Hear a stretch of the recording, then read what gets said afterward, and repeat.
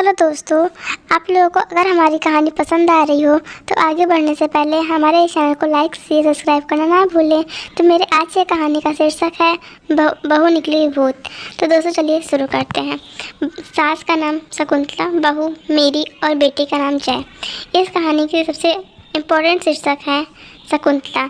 शकुंतला अपनी बहू को बहुत बेरहमी से मार देती है जलाकर, जिस वजह से उसकी बहू भूत बन जाती है। लेकिन चलते हैं, सुनते हैं कहानी।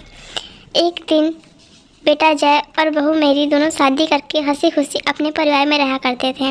लेकिन कुछ दिनों तक बेटा जय सिर्फ दिन भर मेरी मेरी मेरी मेरी करता रहता था, जिस वजह से शकुंतला को बहुत ज़्यादा गुस्सा आता है, बहुत ज़्यादा गुस्सा। जिस वजह से उसकी सास शकुंतला एक साजिश रचती हैं कि अब मैं एक मेरी को मार कर दूसरी बहू घर के नौकरानी के साथ मिलके अपनी बहू मेरी को मरवा देती है। ये सब उसके बेटे को पता चल जाता है, जय को, कि मेरी माँ ने ही मरवाया है मेरी पत्नी मेरी को।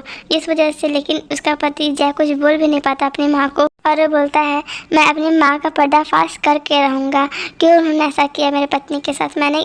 उसने क्या किया था? उसने कुछ भी नहीं किया था ऐसा कि मेरी माँ को उसे मारना पड़ जाए।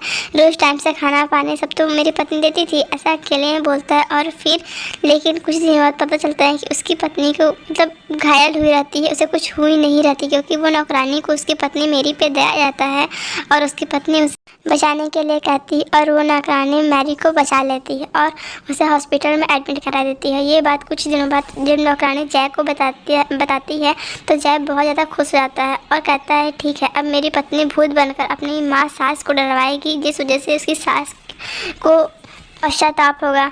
और ये कह के उसकी पत्नी भूत बन के उसकी सास को खूब डरवाती है और वो फिर कहती है मैंने अपने बहू को क्यों। और फिर उसे बहुत ज़्यादा पश्चाताप होता है। फिर उसका बेटा बोलता है ठीक है माँ, अगर आपको इतना ही पश्चाताप हो रहा है तो मैं 2 बार ताली बजाता है। और उसकी पत्नी आती है सामने, उसकी माँ बहुत ज़्यादा खुश जाती है देख के कि तुम बहू जिंदा हो, मुझे माफ़ कर दो बहू, तुम लोग को जैसे रहना है वैसे रहो, बस मेरे पे। तो उसकी बहू बोलती है ठीक है माँ जी, मुझसे भी थोड़ी गलती हुई, पर आपको ऐसा नहीं करना चाहिए था। और सब हंसी खुशी रहने लगते हैं। ठीक है दोस्तों, बाय बाय।